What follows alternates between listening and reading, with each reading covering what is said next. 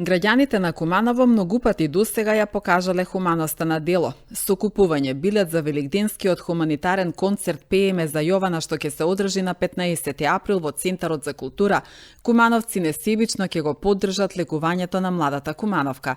Концертот традиционално е во организација на Асоциацијата за култура и уметност Мултиарт, поддржан од телевизија Плюс и националната установа Центар за култура Трајко Прокопиев. Да купиме навреме билети за хуманитарниот концерт и да пееме сите за Јована. Со голема радост и задоволство сакам да ги информирам граѓаните на Куманово дека Асоциацијата за култура и уметност Мултиарт Куманово организира голем великденски хуманитарен концерт посветен за Јована Станковска. Јована Станковска е девојче која долгогодишно се бори со церебрална парализа и заедно со нејзините родители редовно оди на терапии во Русија. Тие терапии чинат многу средства, нејзините родители со сите сили се борат. Лекувањето на Јована во минатото е веќе поддржувано со неколку хуманитарни акции од граѓаните на Куманово. Сакам и оваа година да и помогнеме колку можеме, сите заедно, бидејќи во тој период, после концертот, Јована со нејзините родители ќе оди на нови терапии во Русија. Како и сите хуманитарни концерти досега, така и овој хуманитарен концерт е со потполна поддршка на телевизија Плюс и Центарот за култура Трајко Прокопиев. Концертот ќе се одржи во среда на 15 април во Центарот за култура Трајко Прокопиев во големата сала со почеток од 19:30 часот. Цена на билетот е 250 денари и ќе може да се набави од организаторите. На овој концерт ќе настапат познати кумановски музички имиња заедно со гости музичари од други градови. Сите ќе настапат со изведби на македонски песни, обединети со една цел – да помогнеме за подобро утре на Јована. Да покажеме хуманост, заедништво и поддршка. Да пееме сите заедно за Јована.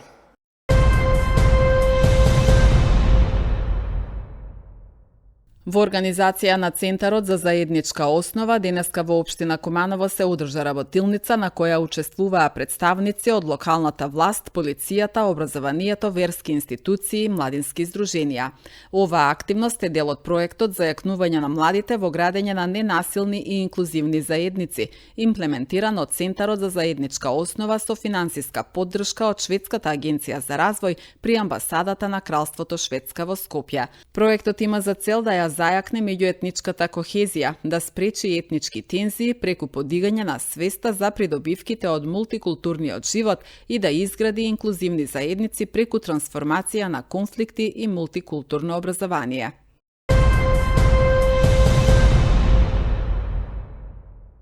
Постои политичка волја од надлежното министерство објектот на поранишниот пионерски дом да и биде предаден на општината, истакна градоначалникот Максим Димитриевски на последната седница на Советот. Општина Куманово досега има поднесено 6 иницијативи за преземање на објектот до Министерството за труд и социјална политика, но како што кажа Димитриевски, сите биле одбиени.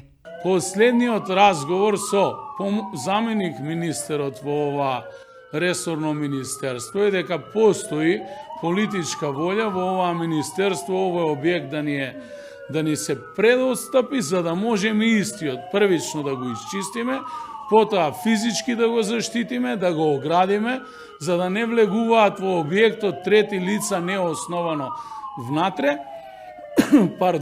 и дополнително да изработиме целосна техничка документација за реконструкција на истиот.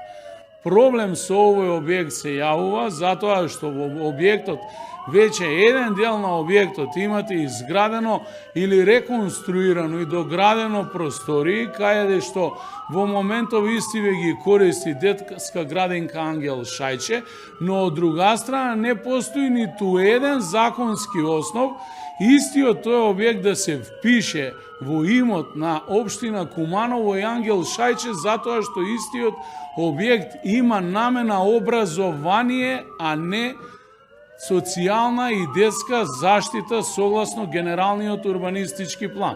Што значи тој проект кога е реализиран своевремено е прекршен законот, но за жал, како и за многу други работи, никој до сега за такво нешто не одговарал и факт е дека при изведување на градежните работи во тој објект од страна на X фирми кои што работеа на тој проект, самиот објект беше внатре и во делот на затоплувањето, радиаторите и целата техника едноставно разнесен или, како што би кажале граѓаните, целосно уништен, демолиран, беа исечени сите тие компоненти и продадени за старо железо. Од страна на општина Куманово тогаш се интервенираше во МВР, за жал немаше преземено никаква активност во тој временски период, затоа што очигледно дека тогаш власта ги штитеше тие структури. Онаа што ние како општина Куманово во моментов го превземаме е да се стекнеме со право да влеземе во тој објект,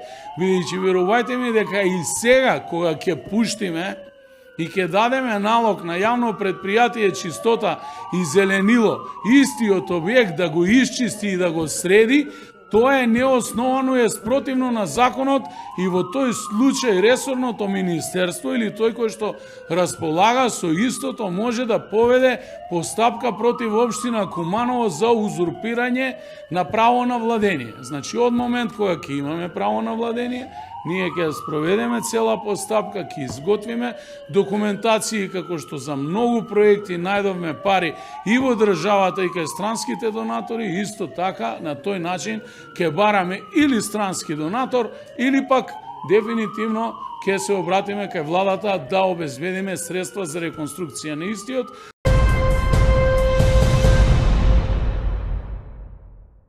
Секторот за внатрешни работи Куманово соопшти дека вчера на регионалниот пат во Липковското село Отлја полициски службеници лишиле од слобода 42 годишен скопјанец.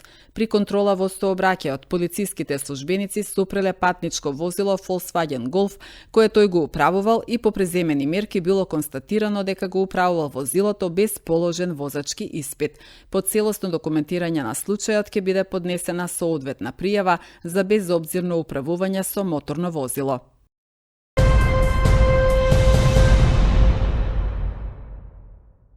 Општинското основно училиште Карпош во село Уминдол изминатиот викенд беше домаќин на регионален надпревар по географија за ученици од основното образование, организиран од Сдруженијето на професори по географија на Македонија. Чест и задоволство ни е да бидеме домаќини, затоа што нашето училиште, нашите ученици редовно учествуваат на овие надпревари и постигнуваат завидни резултати, така да ова година ни припадна честа да ги пречекаме, да им овозможиме да продолжат со надпревари и ќе се потрудиме да бидеме добри домаќини. Најдобрите ученици по географија најпрвен беа избрани на училишни надпревари, а потоа следуваа општинските надпревари на кои оваа година беа пријавени повеќе од 1000 ученици.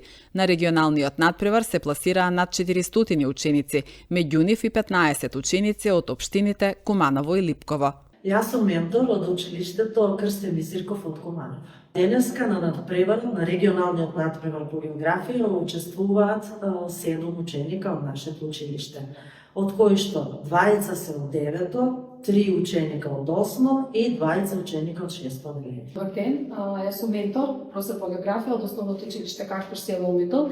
Денеска на надпреварот, односно на регионален надпревар по географија, од нашето училиште учествуваат вкупно 6 ученика, од кои еден ученик од 6-то, еден ученик од 7-то и по 20 ученици од 8 и 9-то одделение. Надпреварите не представуваат само проверка на знаење, туку и поттик за развој на истражувачкиот дух, љубопитноста и критичкото размислување кај младите.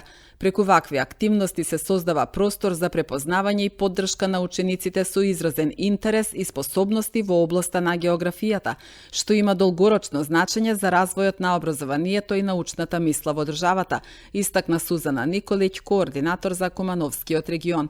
Инаку на државниот надпревар по географија се пласираа 6 ученици од Кумановскиот регион.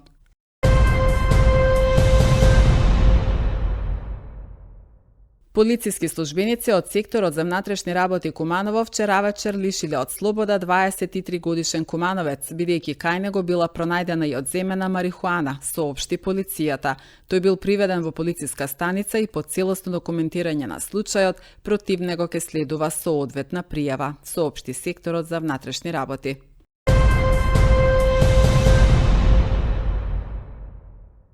Во изложбениот салон на Центарот за култура Трајко Прокопиев на 2 април со почеток во 19 часот и 30 минути ќе биде отворена изложба на портрети "Анатомија на прогресот" од Миливој Симеонов.